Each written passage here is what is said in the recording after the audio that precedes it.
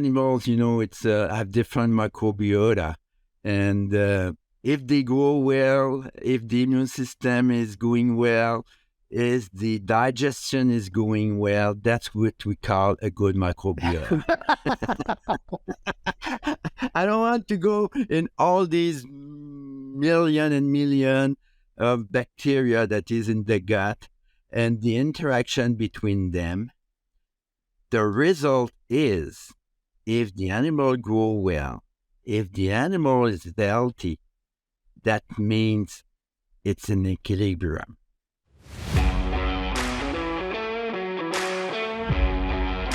Hello, everyone. I'm Dan Columbus, your host for today's Swine Net Canada podcast. With me today, I have Dr. Martin Lessard, who was a research scientist at the Agriculture and Agri-Food Canada Research Centres. How are you today, Martin? I'm doing pretty well. I've been retired for 3 years right now, then no stress about work. I'm doing well. Well, that's good. Not a lot to complain about when you're retired. No, I'm not. Yeah, okay. I miss some work, some project, but people, but I'm doing something else. Overall is good. Yeah, overall is good. Well, thanks for joining us today and agreeing to do this podcast. So before we get going on today's topic of discussion, as some of our audience may not be familiar with you and your work, I'll ask or start by asking you to talk a little bit about yourself, where you've come from, and what you did. Yes, I can tell you what I did. Most of my study at Université Laval in Quebec, master degree in animal science, PhD in nutrition and immunology. I was doing my PhD I was hired by Agriculture Canada during my PhD. There was a program at that time where I was already employee of Agriculture Canada. And then by the end, in 84, I did my PhD in 84 to 88 in swine nutrition and immunology. And then in 88, I moved in Ottawa. And in 95, 97, we moved in Sherbrooke, Lennoxville, where there is a research center for swine and bovine, dairy, cattle, and swine research center. Now the name of the center is Center for Food. It's Centre de Recherche et Développement de Sherbrooke. Research Center and Development. Sherbrooke Research Center and Development. I have it in French sometimes. I have to translate. Then I've been working since 99 in Sherbrooke, close to in Quebec. Yeah. Okay. Yeah. Great.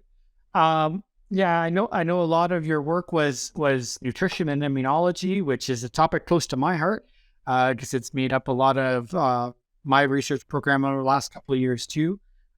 So I guess we can start very generally, and then we'll get into maybe some specific questions. So maybe just...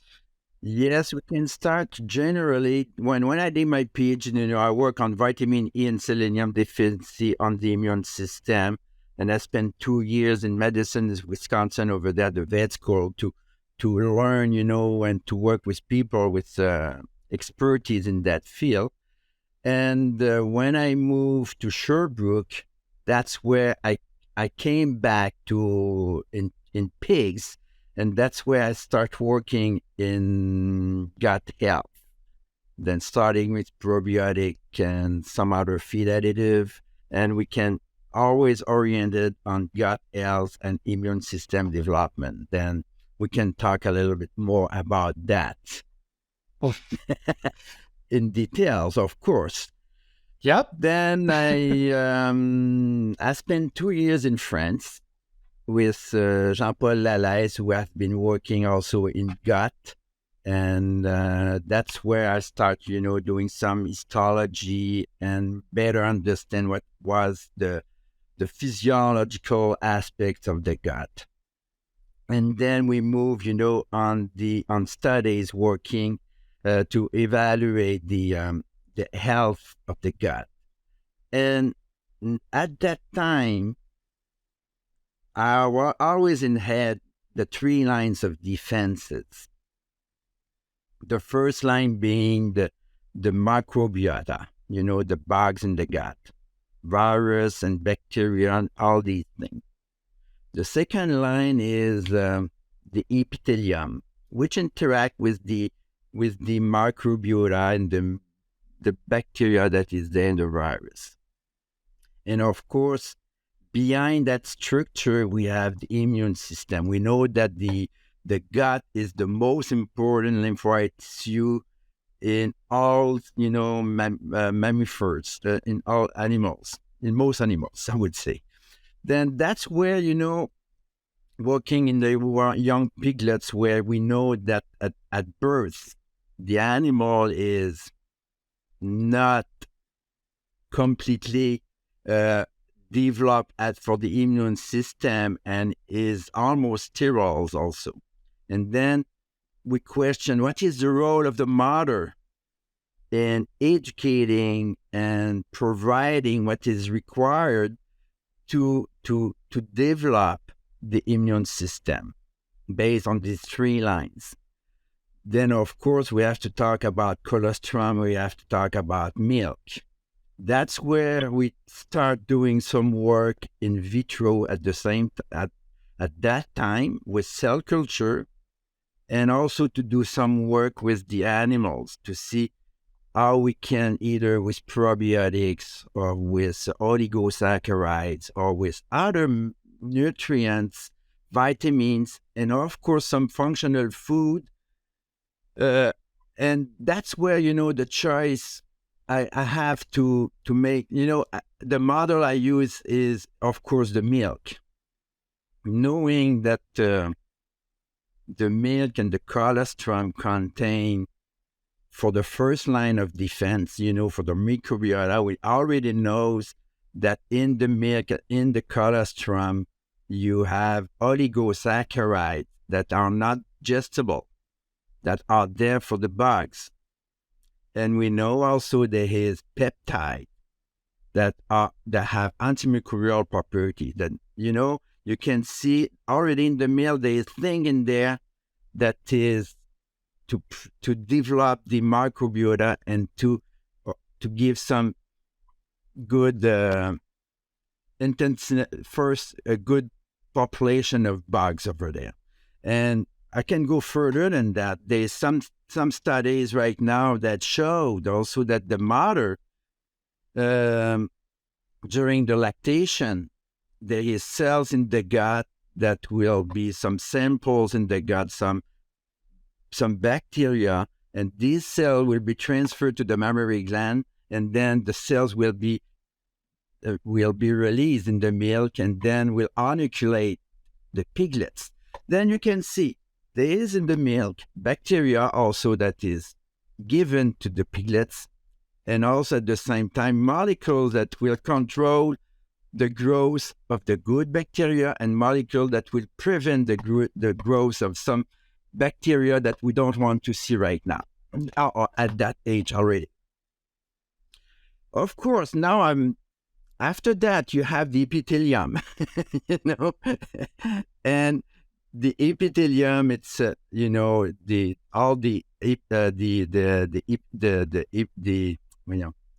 enterocytes. There's different kind of cells also at the gut, at the epithelium levels, and we have to know that these cells need growth factors and all kind of molecules to get to maturate and also to conserve their integrity, because it's really important at that stage, even after weaning, to get the integrity of the wall really, really solid. And then if you start to make to disturb that, then you can get a leaking gut, what we call, some molecule will go through. And then you have in the milk and colostrum, you have molecule that will be using for that also. And also for all the digestive and neurologic system, we can, but now I'm just going to talk about this part of the animal because that's what interests me the most. But we know that all molecules that go through the blood after that, it's to to develop the respiratory system, the immunological system, the reproduction system will be also affected, but I'm going to stay in the gut. And then after that, you have the immune system that also required to be activated. That's where, in the milk in the milk, you have all kind of molecules that will be oriented to protect the animals and to develop the immune system of the animal. And one thing we have to remember, the milk is not antigenic. There is no antigens from milk. And, if we take the pigs that is during the lactation program, during the lactation period, during the first 21 days or the first 28 days, the only antigen that they will see, the pigs, it's virus and bacteria during the first 3 weeks. And they're not often very sick during that period. They grow very well, most of them. Then that's where, I build my program to see what kind of molecules we need. And we don't find all these molecules in many food.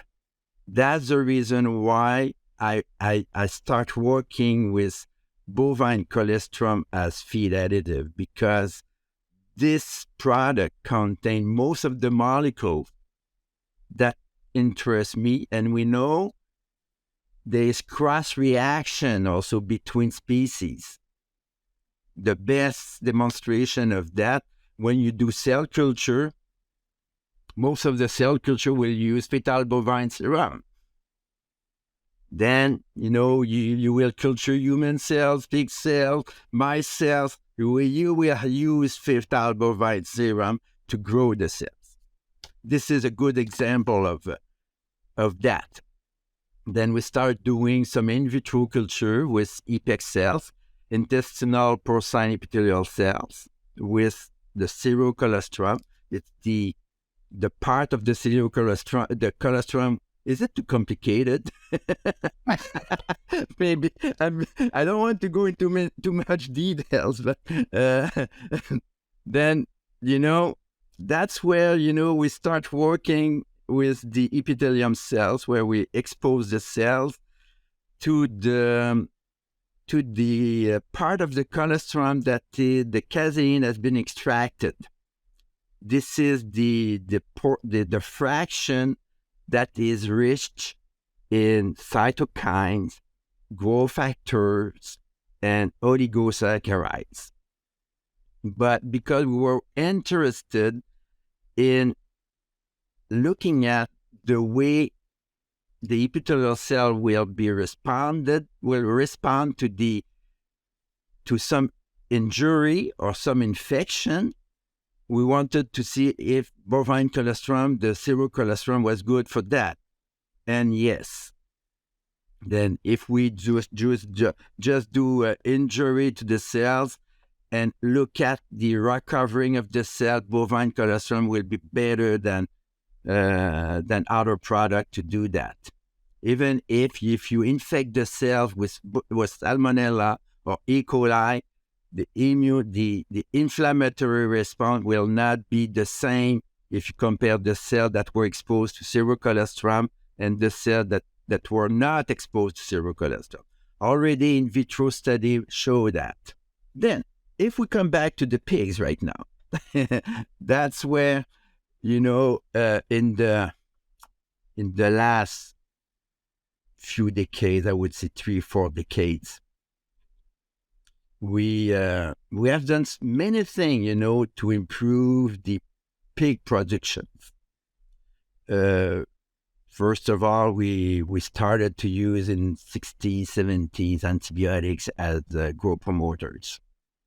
We also did some selection to improve number of piglets at birth, I would say. It's a hard word for me. The number... It's hard for me too. the number of piglets of birth. Then the model we work on we have been working then we realized that after this selection that we did on the number of piglet birds, that the number of piglet alive bird at birth, okay, we did pretty well, but there was a big difference between the development of the piglets at birth. Some will have low birth weights and some others will have high birth weight.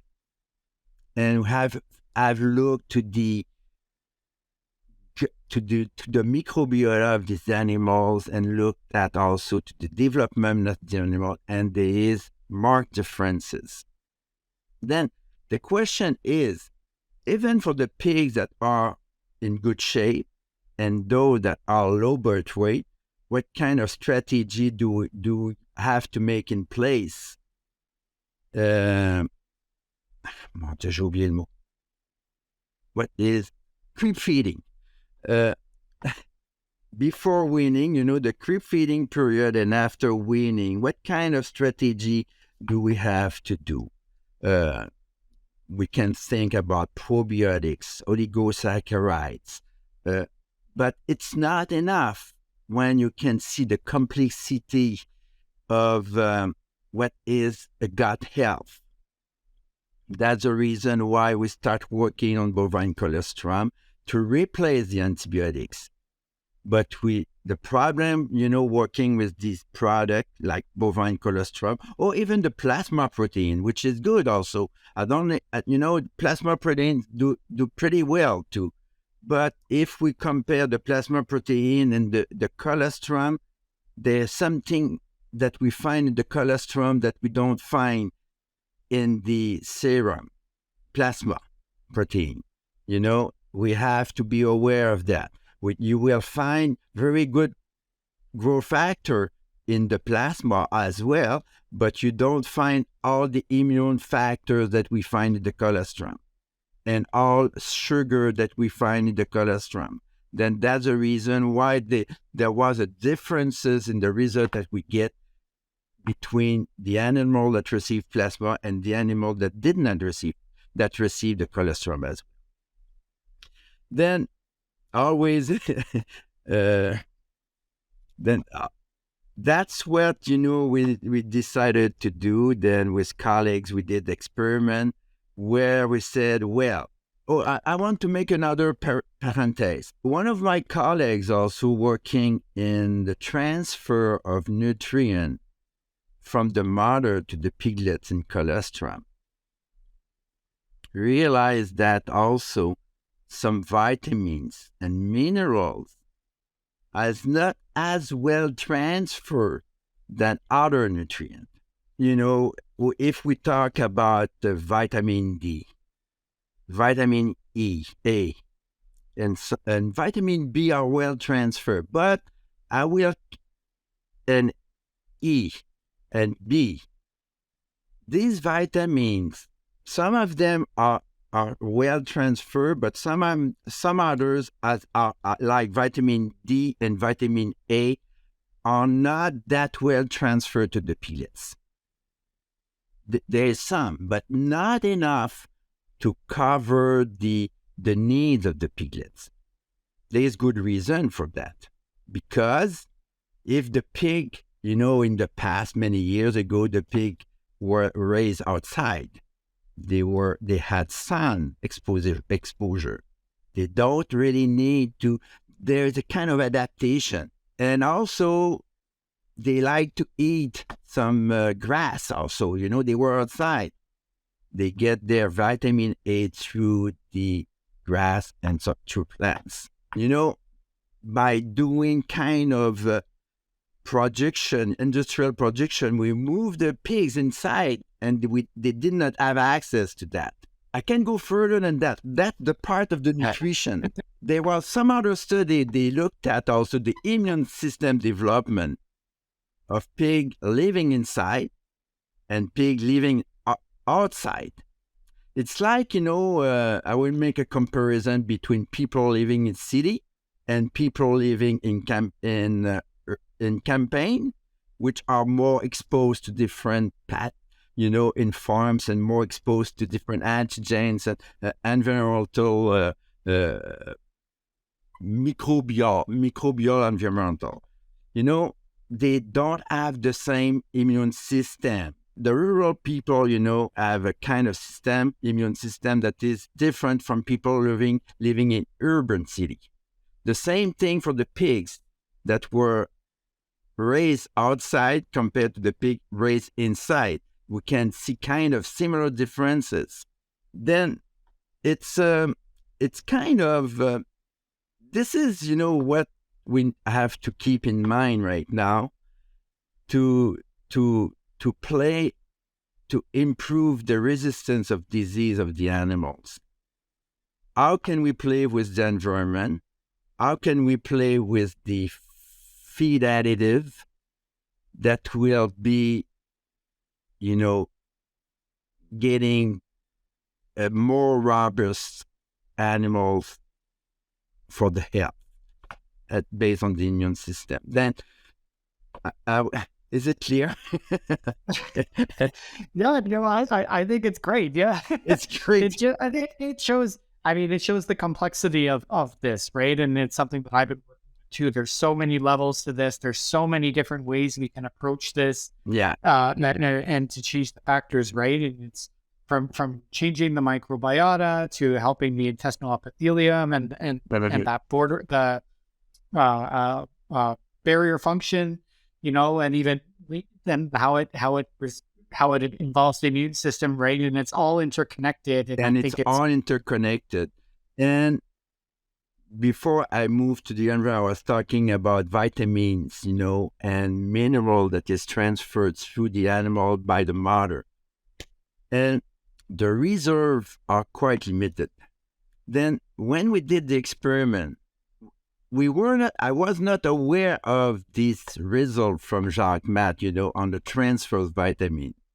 But the one that we have selected, a few vitamins that we selected were the one that Dr. Matt identified as the one that were not well transferred. And if you take vitamin D and vitamin A, both play very, very, very important role in the maturation of this immune system and the organization of the immune system. They have many roles, but they play many roles in the immune system and in the gut as well. Then we did an experiment where we have pigs fed with bovine colostrum, enriched premix, oligosaccharides, and we also use oligosaccharides was to try to get a little bit more product for the bacteria, to try to get a better, proliferation of the good bacteria that we're supposed to be. We don't know what is the better bacteria. And we have also essential oils that have antimicrobial activity as well, to add some antimicrobial activity that also the colostrum brought. And what was interesting in that study is the animal that were fed with the colostrum and the cocktail. Je l'ai appelé cocktail because all the other the mannan, the oligosaccharides were used with colostrum or with plasma protein. Never we had plasma protein and colostrum together. Okay?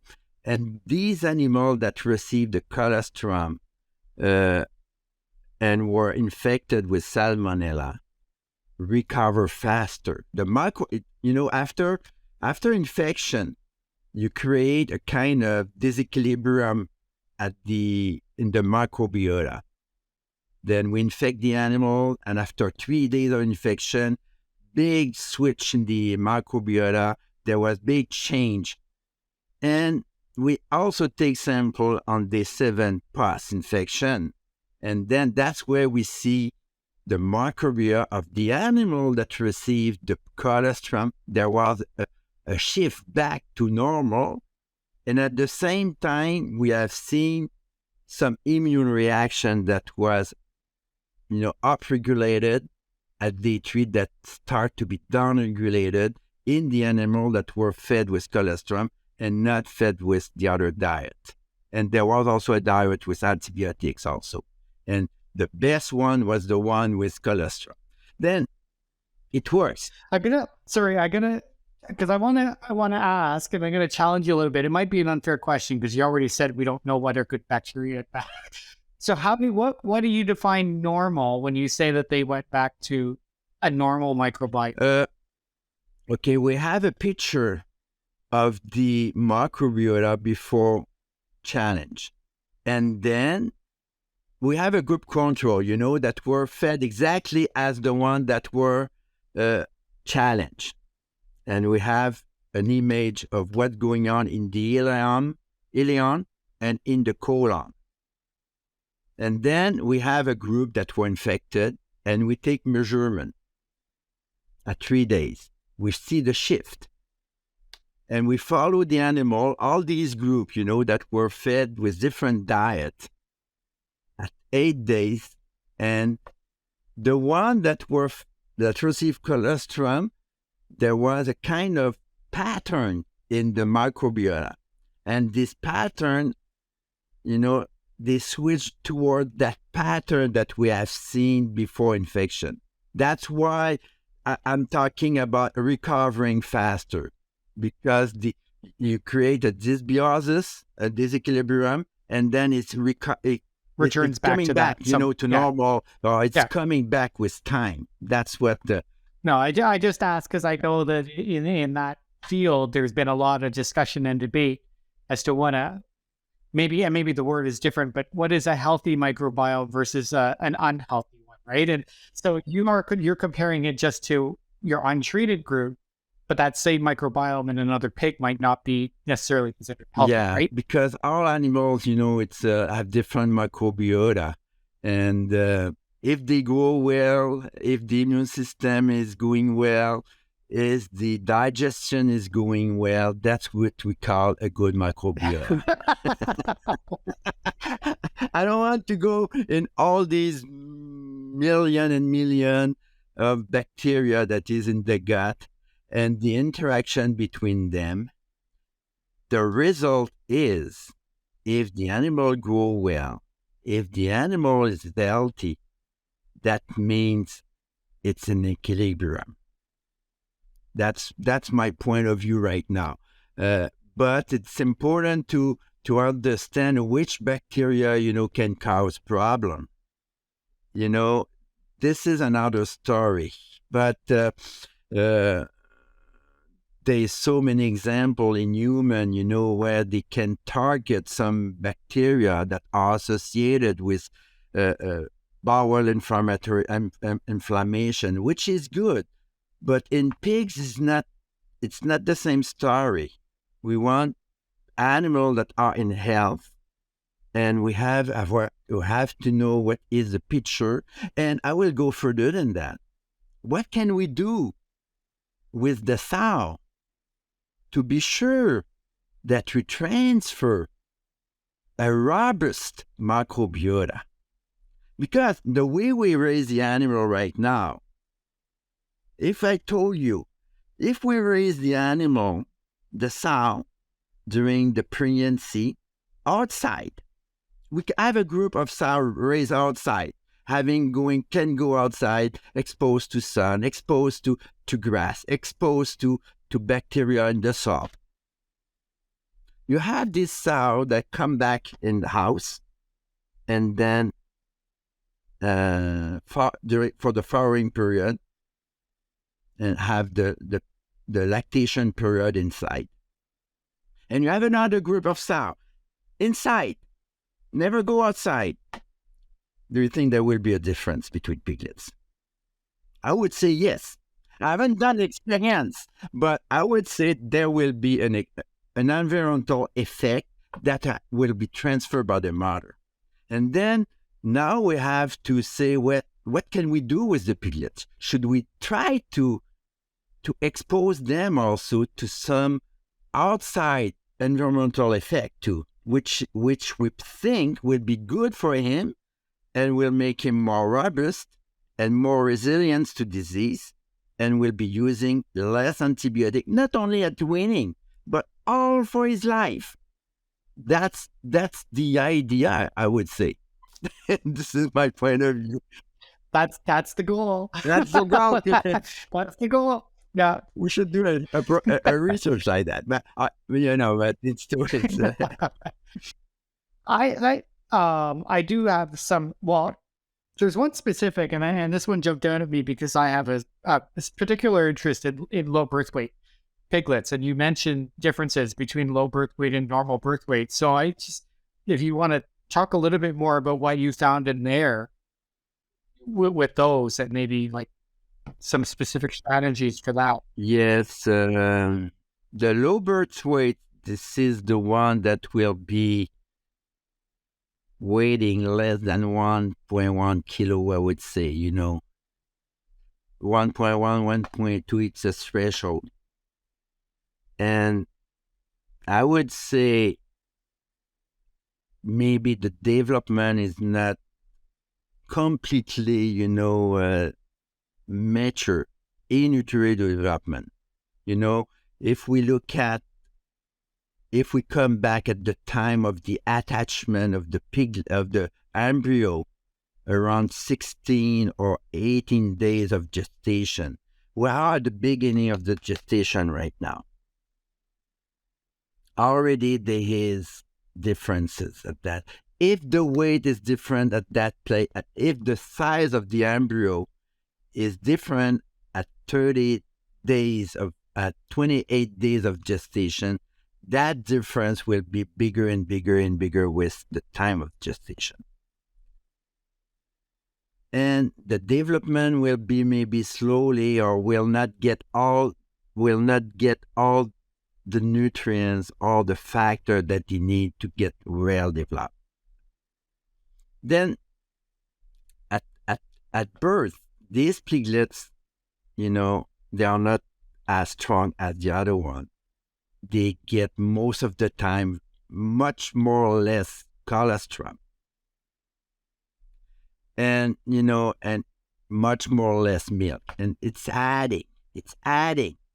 And this is the animal that costs the most to their producers also.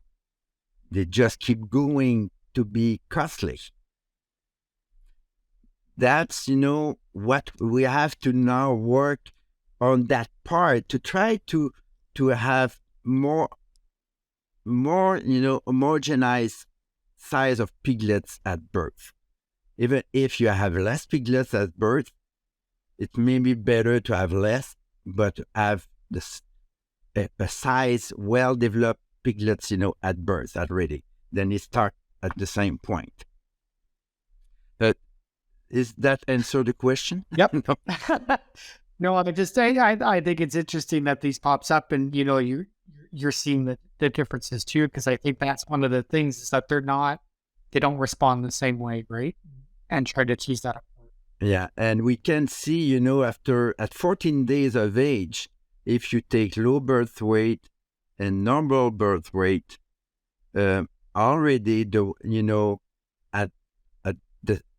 at the microbiota, there's huge difference between both. And also for the immune system also, there is kind of differences, very important differences in the gene expression at the gut level. That's what we measure, And then some also, and we did also some work on the cells in the blood, and we can see also some differences in different immune cells that we find in the blood, different T cell population. I don't want to go too in details in that, but you have TH cell, cytotoxic T cells, B cells, macrophages. You can see differences in these population already. No, I think it's important to highlight that, so that even in general, if we just stop thinking about them as just a small version of a pig that just needs more feed, right? It's not just a matter of how much they're eating. It's everything. Yeah. Oh no, it's not. It's not. Yeah. It's more than that. And now we have probably to question, in the future, what we did in the past. The physiology of the animal was not really taken in consideration. And we have to question that also. Not only the way we raise the animal inside, but what we do with the sow, to get more and more piglet per year. Is it the good strategy? Should we come back to 28 days of lactation and using the knowledge we have right now to say, well, it makes sense maybe to do that. And finally, you will get more money because you will spend more. You won't spend money for diseases and all care that you have to give to the animals. But it's easy to say right now, but has to be done. And another thing that is, for the producer, the most important cost is the feed. And of course, if you propose the producer to use bovine colostrum, which costs, too much, yeah, compared to antibiotic, then colostrum won't win. But you have to remember what is in the milk, and then develop feeding strategies that will mimic the milk, maybe at a cost that will be quite lower. That's possible, I would say. Well, I think we could talk about this for hours if we really wanted to, but we don't have we only have so much time. So I think basically what I'd ask now is if you had one message that you wanted the listeners of this episode to take home with them, what would that be? The take-home message would be to have a global view of the animals, always, and have a look to the interaction with the environment, the physiology of the animals, the knowledge of that, the immunology and the nutrition, of course. They're all related together. I have a picture, I don't know, we have a triangle, which is where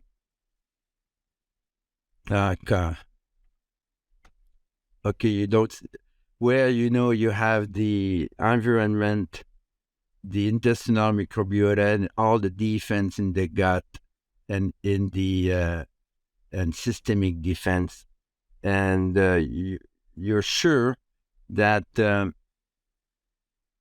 looking just at this interaction between the diet, and be aware that probably at weaning, when we feed the animals, there is maybe some deficiency that is there for nutrient. We haven't talked about fatty acid also, we talk about factor, we talk about vitamin, minerals, but we can go further.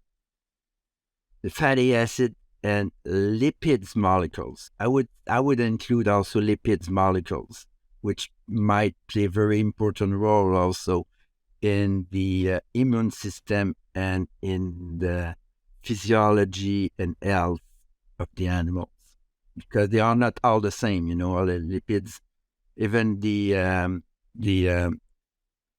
fatty acids, we can talk about polyunsaturated fatty acid, we can talk about saturated fatty acid, we can talk about the medium chain fatty acid, and we can talk about butyrate, which is another one.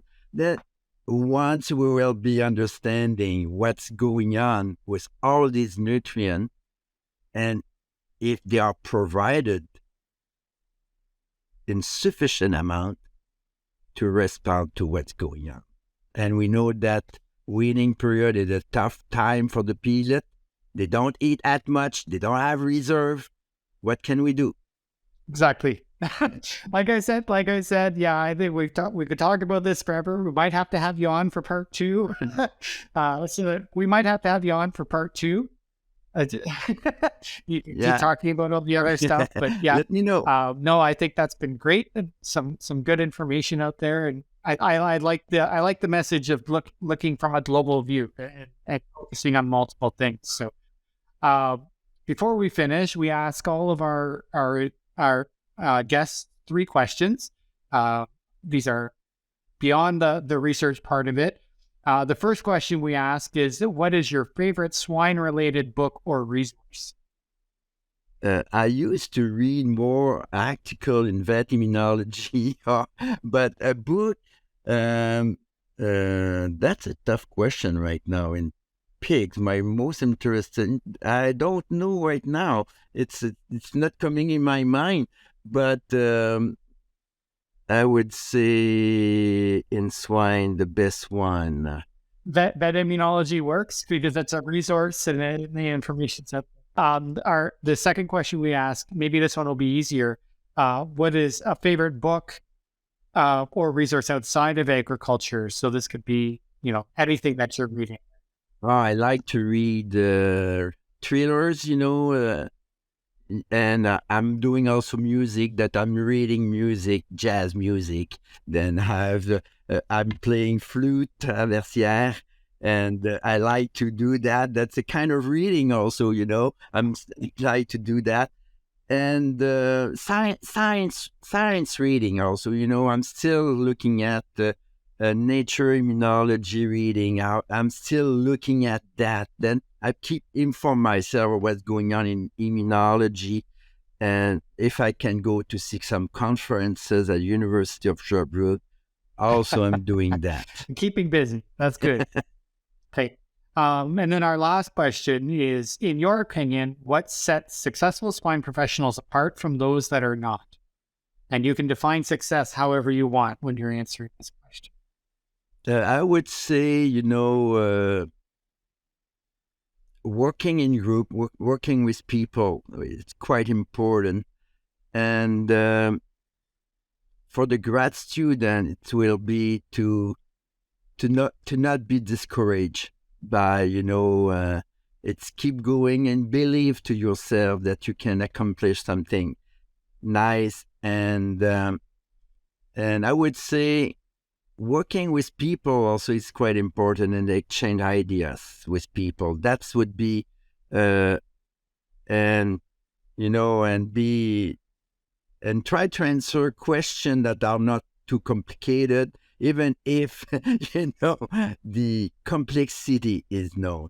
But now with the new technology, the new instruments that give us the possibility to have a better view, general view, we can talk about metabolomic, we can talk about gene expression, we can talk about different technology that is there right now to have a large picture of what's going on in the animals. That's would say, but not to be, to work with people. I would say, this is make the life easier and more fun. I hope my also. graduate students are listening when they do this, because it's something that I try to encourage in them.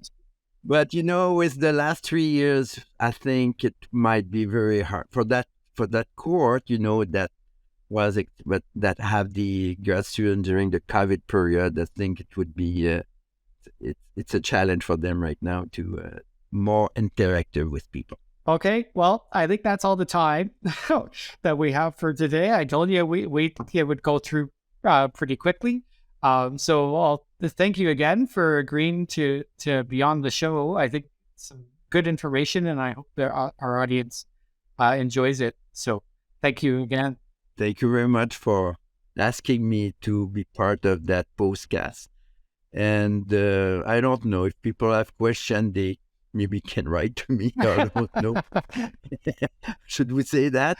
You can if you want. Yeah. So find you. I know you're on LinkedIn and that. So if they have any questions, they can follow up. They can always contact me, and I can put them in contact with you as well. So, but yeah, Good, okay. good, So good. thank you very much, and yeah,